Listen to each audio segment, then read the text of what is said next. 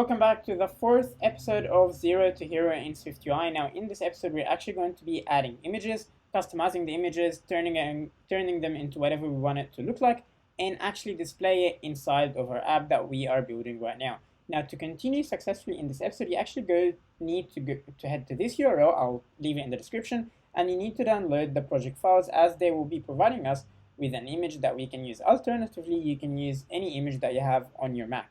Now let's go ahead, and as soon as you open the project file that you download, you can click on resources and you'll have this image here called Turtle Rock. What we need to do to add it to our project is first, let's go ahead and minimize this, and we're going to open our project. What we can do is we need to click on this left bar. We need to navigate to assets.c assets,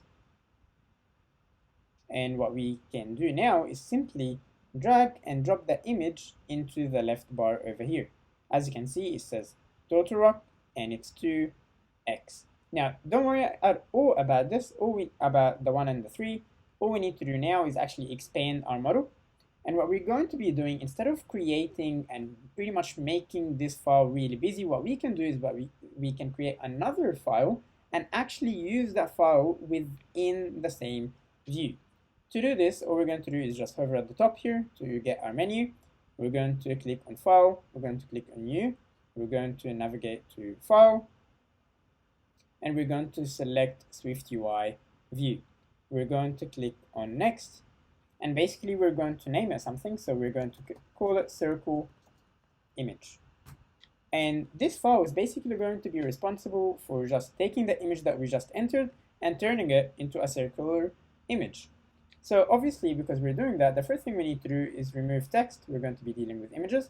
And to use an image, all you need to do is type in image, just like that. Now, obviously, what you need to do now is pass in the name of the image that you entered.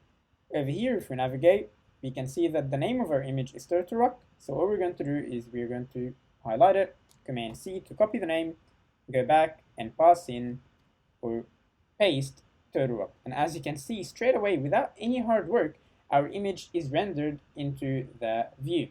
Now we need to do more work to change it into a circular image. So let's go ahead and start doing that. What we need to do is we need to clip it. So we're going to say clip shape, and we're going to pass in the shape, which is a circle. And as you can see, it's now a circle. Now what we can do now is we can add an overlay. So let's type in dot overlay, and we're going to type in circle,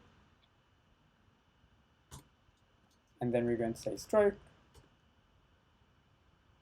and inside of the stroke we're going to customize it to have the color gray. So I'm going to type in color dot gray, and we're going to give it a line width of 4. Now what does this actually do? If you give it a second, as you can see, it changes or creates a border on the image of the color gray. Now let's say we put something a little bit more noticeable like red. Now it is red, and I'm actually going to leave it as red just so that you can see it. We're not over, we want to also create a shadow. So let's go ahead and do that. We're going to simply type in dot shadow, and we're going to have to give it a radius. Over here by default they give it 7, they give it 10, I will give it 7, and we can actually remove everything after.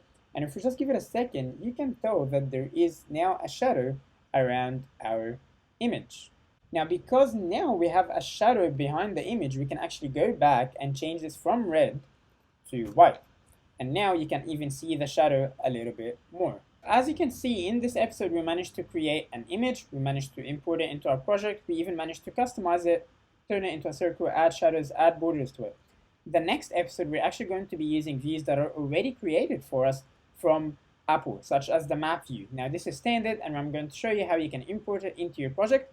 And don't worry, we're getting closer to our project end, and you will love the app that we're going to be creating.